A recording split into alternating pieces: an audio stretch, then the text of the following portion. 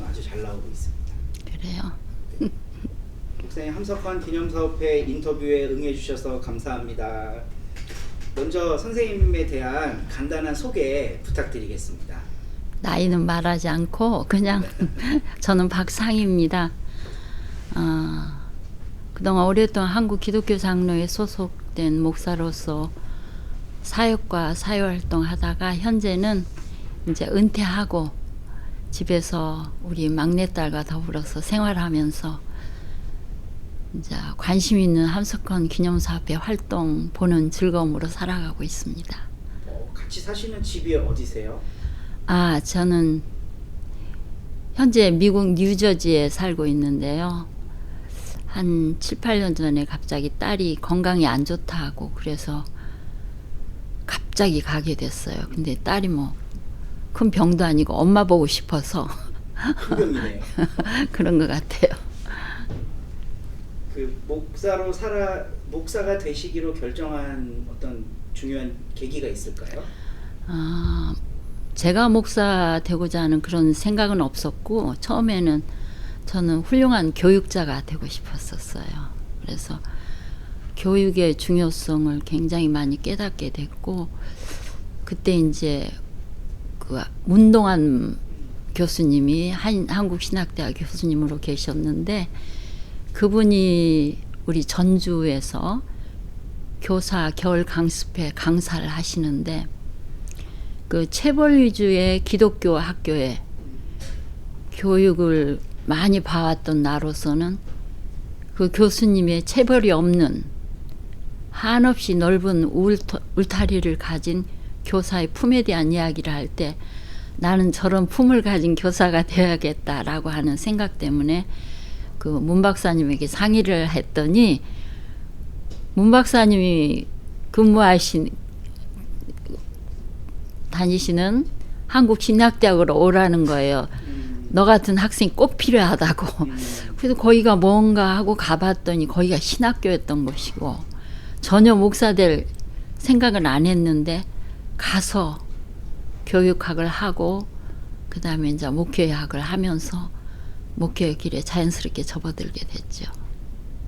목회의 길에 접어들고 또 목사가 되시면서 어려움은 없으셨나요? 즐거웠어요. 그땐 젊으니까. 근데 제가 듣기로는 그 독재 정부 시기에 큰 고초를 당하셨다는데. 네. 그건 시대가 어려울수록 고초를 당하지 않은 사람은 하나도 없다고 생각해요. 어떠한 형태로든지 시대가 어려우면 그 시대의 아픔 때문에 고통을 당하기 마련인데 이제 학교를 다니다가 저는 한국신학대학을 다니게 됐는데 우리 한신대 교수님들의 그 굉장히 살아있는 교육 그리고 성서를 통해서 발견하게 된 뭐 정의의 하나님, 평화의 하나님, 실천하시는 예수 그리스도 이러한 기독교적인 정신을 굉장히 아주 감동 있게 받아들였고 그걸 공부하는 그런 과정에서 박정희 시대의 그 살벌한 독재 정권을 마주하게 되니까 그것은 자연스럽게 공부했던 것에서 우러나오는 반사적인 행동이었지 뭐 특별한 건 아니었다고 생각합니다. 겸손하게 말씀을 해주신 것 같습니다. 그러면 함석헌 선생님은 어떻게 알게 되신 거예요? 함석헌 선생님은 꼭 짝으로 장준하 선생님과 같이 동시적으로 생각하게 되는데 일찍이 알기는 초등학교 다닐 때부터 저희 아버님이 그 사상계라는 책을 보셨어요. 그러면서 꼭 제가 큰딸이었는데 꼭 이렇게 옆에 사상계 책을 보시면서 이 사상계를 지은 분이 장준하다.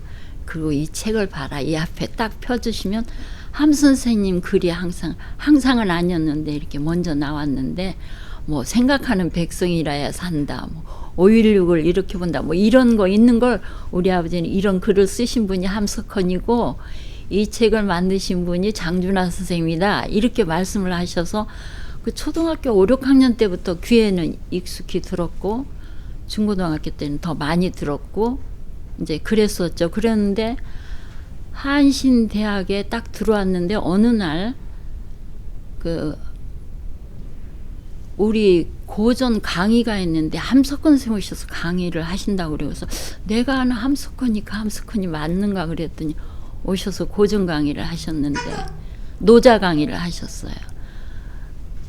근데 그 함석헌 선생님이신 거예요. 그때 처음 뵙고 그때는 감히 말도 못 붙였고 그냥 지나쳤어요.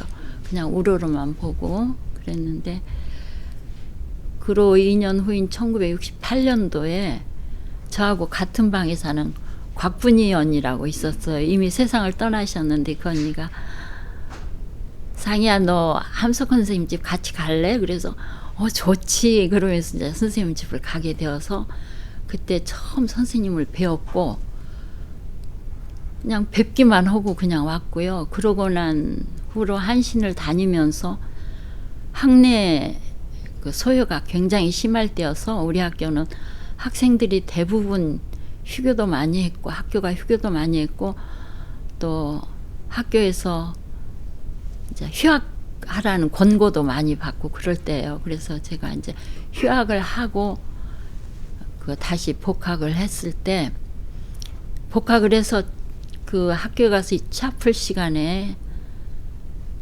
듣는데 제가 학교를 제적을 당하게 생긴 거예요. 그때 학생운동을 하다가 그러면서 제적 당하기 전에 휴학을 하라고 그래서 3월 달에 이게 딱 지금부터 그때가 1972년도 3월 달이었어요. 최규철 선생님이라는 분이 저희 학교에 또 오셔서 설교를 하고 가셔서 그분이 함수쌤하고 친하다는 걸 또 제가 알게 돼서 그분한테 그냥 선생님 저 학교 오늘부터 휴학하는데 일을 해야 될 것 같다 그러니까 잘 됐다 그러면서 저를 데리고 간 곳이 시아르 소리라는 원효로 사가 70번지 거기 딱 들어갔더니 함수 선생님이 마당에서 거기 물을 주고 계셨어요. 4월 달인데 아침에 흰 바지를 입고 윗두리는 뭐 배잔바위 같은 그런 옷을 입으시고 물 주고 계셨을 때 그때 처음 배웠죠. 강의하시던 함석헌 선생님 2년 만에 그 물 주시는 함수 선생님 그때 뵙게 됐어요. 그래가지고 제가 거기에서 그 최규철 선생님이 선생님 제가 좋은 학생 하나 데려왔습니다. 그러니까 선생님이 이렇게 쳐다보시더니 일할 수 있을까? 그러시는 거예요. 그래서 제가 일할 수 있죠. 무슨 일이든지 그렇게 했는데 그때 문대골 목사님이 굉장히 많이 맞았어요. 책을 파시다가 그렇게 하시고 몸 좀 누우시고 끌려가시고 그런 고난을 당하셔서 문대골 목사님 자리가 비게 된 거예요. 그래서 그 자리에 제가 들어가게 돼서 1972년도부터 시아르 소리에서 일하게 되면서 선생님을 마주하게 되었고 가까이 뵙게 되었습니다. 긴 시간 함께 하시면서 함석헌 선생님과 여러 에피소드들이 있으실 텐데 그 중에 좀 기억에 남는 것, 소중한 것이 있다면? 소중한 거, 뭐 거창한 거 그건 얘기하고 싶지 않고요. 선생님 되게 소년 같으셨어요. 제가 두 가지만 이야기할게요. 첫째는 항상 아침에 일어나셔서 방에서 벽에 대고 4주를 가까이 찬송을 부르셨어요. 4절까지 그것도 다 부르셔요. 그렇게 하고 나오셔서는 저 마당 뒤로 가셔서 용변을 보시고 나오셔서는 바로 물을 주세요. 그 화분 상당히 화단이 컸었는데 화분에 물을 주시고 그 온실 안에 들어가셔서 꽃하고 항상 뭐라고 얘기를 하셨어요.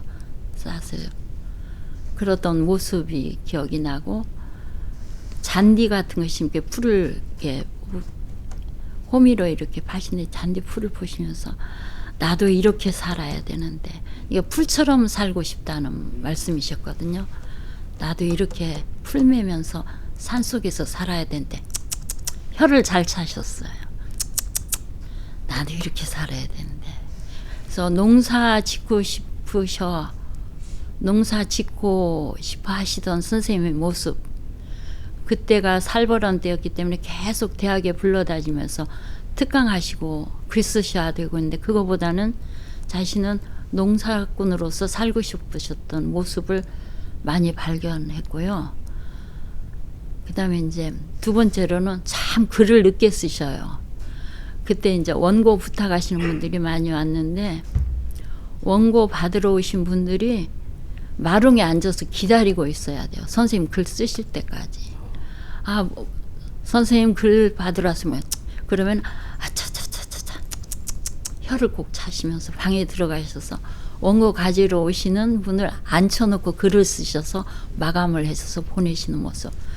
되게 인간적이시고 제 시간도 못 챙기시고 그 뭐 대단히 위대한 분도 아니시고 풀이나 매시려고 하셨던 소박한 분으로 저는 그렇게 만났어요.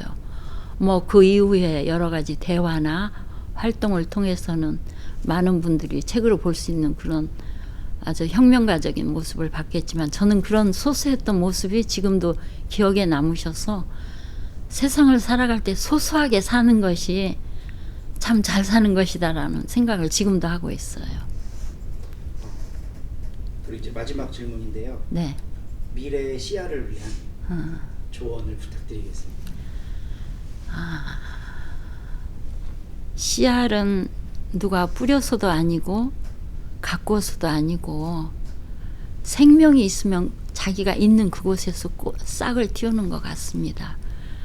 그래서 씨알은 맨 땅에서 제 스스로 싹을 틔우고 일어나고 꽃 피우고 반드시 열매를 맺어서 다음 세대에 물려주는 것 같아요. 그런 것처럼 진리라는 것은 많이 배워서도 아니고 어느 대단한 그런 어떤 학문적인 길을 닦아서도 아니고 맨 땅에 뿌리를 받고 살면서 스스로 터득한 것을 사그라뜨리지 않고 잎 맺고 꽃 피우고 반드시 열매를 맺어서 다음 세대에게 물려줘야 한다는 그런 씨알을 바라볼 때마다 우리가 어떤 삶의 진리나 어떤 훌륭한 선생님들을 통해서 그런 것을 배운 것이 있다면은 반드시 씨가 되어서 땅에 뿌려져서 땅에 뿌려진다는 것은 여러 가지 의미가 있는 것 같아요.